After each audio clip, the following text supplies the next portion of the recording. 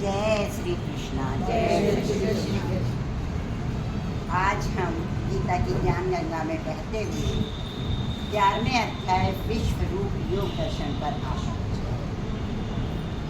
विश्व योग दर्शन, इससे ही पता चल रहा है कि प्रभु अपने रूप के इसमें दर्शन देने वाले हैं, विराट स्वरूप के दर्शन। और ये विराट स्वरूप है क्या? विराट स्वरूप है क्या? प्रभु ने इसमें एक बात कही है अर्जुन से कि अर्जुन ने जब ये इच्छा जाहिर करी कि मैं आपके विराट स्वरूप का दर्शन करना चाहता हूँ, तो प्रभु ने एक बात कही है कि आप अपनी इस दृष्टि से उस स्वरूप का दर्शन नहीं कर पाएंगे, मैं आपको दिव्य दृष्टि देता हूँ। तो ये दिव्य दृष्टि है क्या? कभी सोचा है आप लोगों ने ये दिव्य दृष्टि है क्या? सबको ये दिव्य दृष्टि प्राप्त नहीं होती। किनको प्राप्त होती है ये दिव्य दृष्टि? ये भी बताया है इस अध्याय में भगवान ने। सबसे आखिर में बताया है वो जो भगवान की अनन्य भक्ति करता है। हम कहते हैं ना, समाधि में बैठिए, समाधि में बैठिए। समाधि में बैठने से क्या होता है? आप अपने आप को जानते हैं, अपने आप को पहचानते हैं, और यही सबसे ज़्यादा जरूरी है। बाह्य जगत के बदले यदि हम अपने को पहचाने, अपने को जाने, हम क्या हैं, हम क्या हैं, अगर ये मालूम पड़ जाए ना, तो हमारा भी कल्याण है और संसार का तो कल्याण हम कर ही पाएंगे। तो भगवान ने कहा है जो मेरी अनन्य भक्ति करता हो। उसके साथ साथ उन्होंने और भी एक बात कही, जो सारे कर्मों को मेरे को अर्पण करता हुआ। केवल यहाँ पर भक्ति ही पर्याप्त नहीं है दिव्य दृष्टि के लिए। दिव्य दृष्टि के लिए उन्होंने भक्ति के साथ साथ जब आप अपने सभी कर्म मुझे अर्पण करते हुए चलते हैं, और एक बात और कही, खाली भक्ति जरूरत नहीं है, खाली कर्म अर्पण करना जरूरी नहीं है, उसके अलावा एक बहुत बड़ी बात कही है, इस संसार में रहते हुए हम लोगों के लिए सबसे बड़ा, सबसे कठिन कार्य वही है समता की दृष्टि। समता की दृष्टि हम में नहीं है। हमारा ये हमारी मित्र है, ये हमारा शत्रु है। आज थोड़ा सा ऊंच नीच हो गया तो हम गुस्सा होके बैठ गए, हमने कार्य वो छोड़ दिया, जबकि हम उस को कार्य को बहुत प्रेम से कर रहे होते हैं, जी जान लड़ा के कर रहे होते हैं। पर थोड़ी सी छोटी सी बात के लिए कि मेरा मित्र यहाँ से चला गया है तो मैं भी वो कार्य छोड़ दूँगा। अरे प्रभु की सेवा है, तो प्रभु की सेवा में क्या मित्र और क्या शत्रु, सब बराबर है। जब तक आपको निस्वार्थ सेवा करने का मौका मिलता है करिए, समता की भावना रखिए। तो 3 बातें भगवान ने बताई हैं। आपको जो बात के 2 दोए हैं उनमें पता चलेगा, जो मेरी अनन्य भाव से भक्ति करता है, जो सारे कर्म मेरे को अर्पण करता हुआ चलता है, और जो समता की भावना रखता है, वो मुझे पा सकता है, वो मुझे दिव्य दृष्टि मैं उसे दूंगा। उन्होंने अर्जुन को दिव्य दृष्टि दी, माता को दिव्य दृष्टि दी है, कौशल्या माँ को भी, यशोदा माँ को भी अपने दर्शन कराए हैं ना। विश्व रूप के दर्शन बहुत कम लोगों को करवाए हैं। बड़े बड़े ऋषि, बड़े बड़े मुनि, बड़ी बड़ी सिद्धियाँ प्राप्त करे हुए लोग भी विश्व रूप के दर्शन नहीं कर पाते हैं। क्यों? क्योंकि उनमें इन तीनों भावों में से किसी एक का अभाव रहता है। जहाँ ये 3 भाव एक साथ जुड़ते हैं, वही प्रभु के विश्व रूप के हमें दर्शन होते हैं।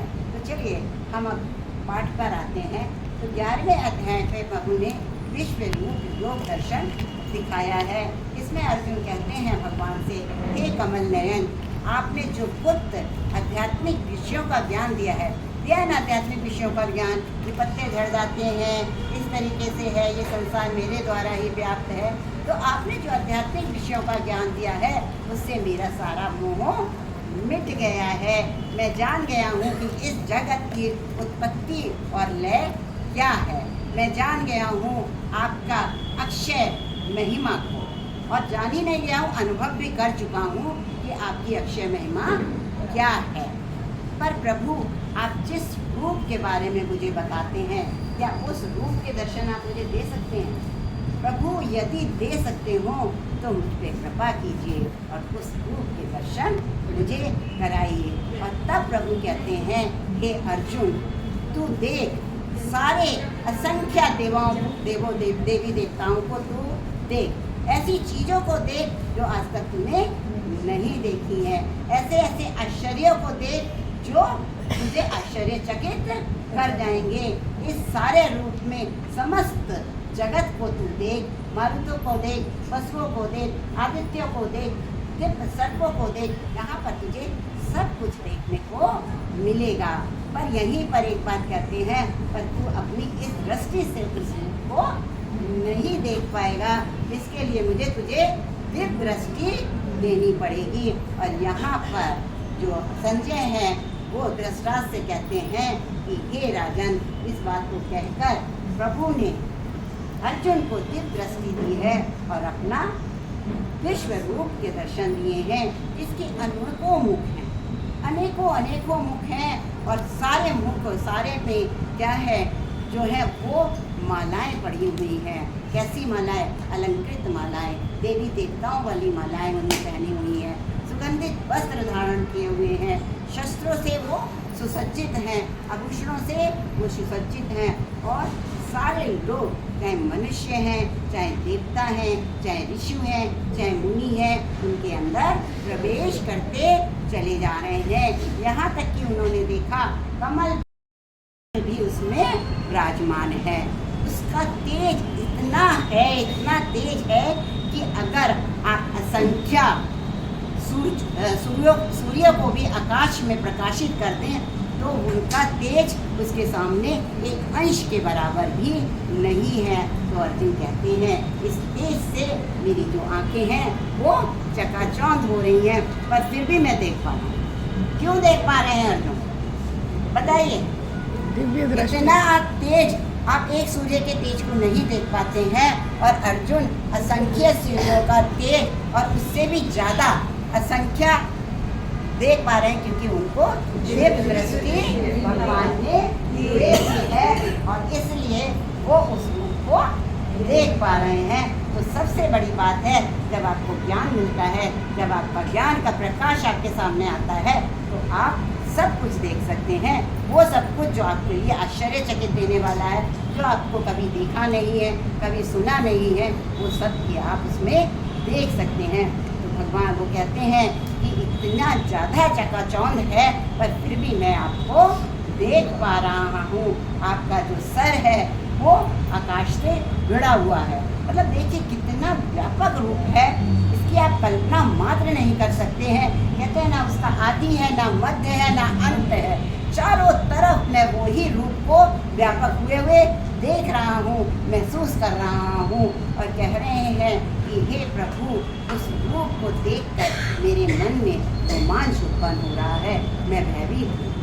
अर्जुन भी दिव्य दृष्टि होने के बाद भी भयभीत हैं उस रूप को देखकर। इतना विशाल और ऐसा रूप है कि उसको देखना साधारण आंखों से तो संभव है ही नहीं। दिव्य दृष्टि के बाद भी अर्जुन भयभीत हैं, कह रहे हैं मैं भयभीत हूँ, और मैं ही भयभीत नहीं हूँ। जितने ऋषि मुनि हैं वो भी हाथ जोड़कर निरंतर आपके साथ, आपके शरीर के अंदर समाते चले जा रहे हैं। जितने ऋषि और मुनि हैं वो वेद स्रोतों का, वेद में हमारे जितने भी स्रोत हैं उनके द्वारा आपका गुणगान कर रहे हैं। आपके अंदर में मारुति, वासुओं, सर्पों, रुद्रगण, यक्षगण, राक्षसों और देवताओं, सबको मैं आपको देख रहा हूँ। सब लोग आपके अंदर हैं। आपके अत्यंत विशाल मुख हैं, उसमें पता नहीं असंख्य हाथ हैं, पैर हैं, जंघाएं हैं, पेट है, उनका वर्णन असंभव हो रहा है मेरे लिए। और उसमें ये सब इस तरीके से चले जा रहे हैं जैसे नदी समुद्रों में समाती चली जाती है, या पतंगे रोशनी में भस्म होते चले जा रहे हैं। इस तरीके से ये आपके शरीर में दौड़ते हुए भस्म होते चले जा रहे हैं। और देखिए कुछ आपकी दाढ़ों में अटके हुए हैं। मतलब कहते हैं ना कि जब मृत्यु होती है तो किसी को बहुत सुगम हो जाती है और किसी को बहुत सुगम नहीं हो पाती है। उसका कारण हमारे कर्म। सुगम मृत्यु उन्हीं को होगी जिनके कर्म बहुत सुंदर होंगे और सुगम मृत्यु उनको नहीं हो पाएगी, जिनके कर्म इतने सुंदर नहीं होंगे। तो कहते हैं कुछ आपके दाढ़ों में अटके हुए हैं और कुछ पिसे हुए हैं आपके दांतों में, मतलब खून से लवलान देख रहे हैं, कुछ दांतों में अटके हुए देख रहे हैं प्रभु को। तो प्रभु से कहते हैं प्रभु ये सब रूप देख कर मैं बहुत ज़्यादा विचलित हो गया हूँ, और यहाँ तक कि मैं देख रहा हूँ धृतराष्ट्र के जितने पुत्र हैं, उसकी जितनी सेनाएं हैं, मेरी भी जितनी सेनाएं हैं, भीष्म द्रोणाचार्य हैं, कर्ण है, जयद्रथ है, भीष्म पितामह है, ये सब भी आपके मुंह में वेग से चलते चले जा रहे हैं। हे प्रभु मैं नहीं समझ पा रहा हूँ कि इन सब का क्या तात्पर्य है और ये सब आप क्यों कर रहे हैं, आपकी क्या करनी है जिसके सारा कारण आप ये सब कर रहे हैं।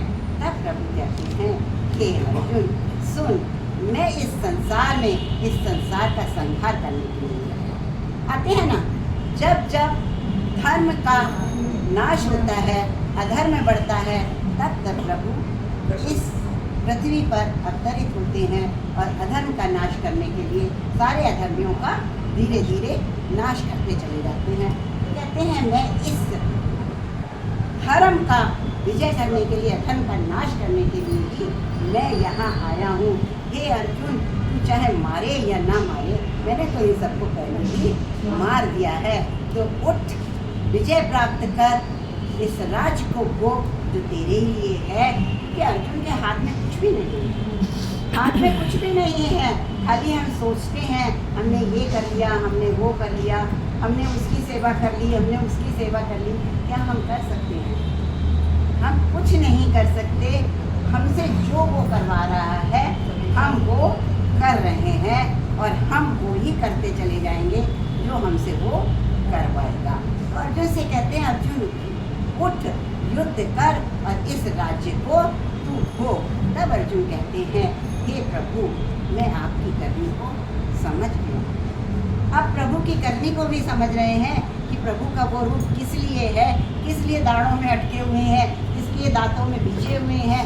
तो बता रहे हैं मैं आपकी करनी को समझ गया हूँ, मैं समझ गया हूँ कि इस जगत के आधार आप ही हैं, परमपिता आप ही हैं, ब्रह्मा और ब्रह्मा के पिता को भी पैदा करने वाले आप ही, सनातन की रक्षा करने वाले आप हैं, सनातन को बचाने वाले आप हैं, अधर्म का नाश करने वाले आप हैं, धर्म की विजय पताका फहराने वाले ही आप ही हैं। और यही कारण है कि जितने ऋषि मुनि देवगण हैं सब आपका बार बार ध्यान करते हैं, नमन करते हैं, प्रणाम करते हैं। हे प्रभु मेरा भी आपको प्रणाम है, चारों तरफ से प्रणाम है मेरा, ऊपर नीचे आगे पीछे सब तरफ से मेरा प्रणाम है। और यहाँ पर प्रभु के साथ जब उनका इतना दिव्य रूप देखा है तो अर्जुन के मन में एक ग्लानि भी उत्पन्न हुई है। और वो ग्लानि क्या है?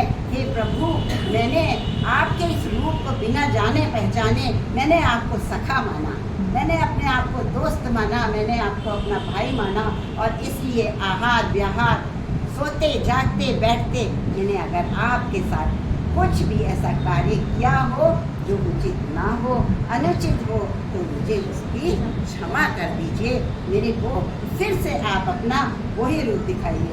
दिव्य दृष्टि के बाद भी उस रूप को देख नहीं पा रहे हैं, वही कहते हैं मुझे फिर से वही सौम्य रूप दिखाइए जो मुझे आप हमेशा से दिखाते रहते हैं। तो प्रभु ने उनको अपना सौम्य रूप दिखाया है और कहा है कि अर्जुन इस रूप को जो तूने देखा है, इस रूप को ना तो तप से, ना दान से, ना यज्ञ से, ना बहुत ज़्यादा पुण्य कर्मों से भी कोई देख सकता है। हम कहते हैं हम बहुत दान कर रहे हैं, बहुत दान कर रहे हैं, बहुत यज्ञ कर रहे हैं, पुण्य कार्य कर रहे हैं, ये सब हमारे को स्वर्ग की प्राप्ति करवा सकते हैं, पर प्रभु को प्राप्त नहीं करवा सकते। मोक्ष हमें ये प्राप्त सब नहीं प्राप्त करवा सकते। मोक्ष कौन प्राप्त करवा सकता है? वही बात जो मैंने कहा था, ये सब तुझे केवल इस दिव्य रूप के दर्शन नहीं करवा सकते। दिव्य रूप के दर्शन कौन करवा सकता है? जब कोई व्यक्ति मेरी अनन्य भक्ति करे, जो अपने सभी कर्मों को मेरे को अर्पण करता चलता है, जो सब में समता की भावना देता है। बार बार प्रभु ईर्ष्या द्वेष ना रखो, समता की भावना रखो, किसी की बुराई ना करो, किसी की चुगली ना करो। ये पूरे गीता में उन्होंने बताया है, हर अध्याय में बताया है कि आपको कहीं जाने की जरूरत नहीं है, कंदराओं में जाके पूजा पाठ करने की जरूरत नहीं है। केवल यहाँ रहते हुए अगर आप अपने आप से अलग हो गए, है ना, अपने आप से अलग मतलब वही सब चीज़ें तो आप मुझे यहाँ रहकर भी प्राप्त कर सकते हैं। और यहीं पर प्रभु इस 11वें अध्याय को समाप्त करते हैं। जय श्री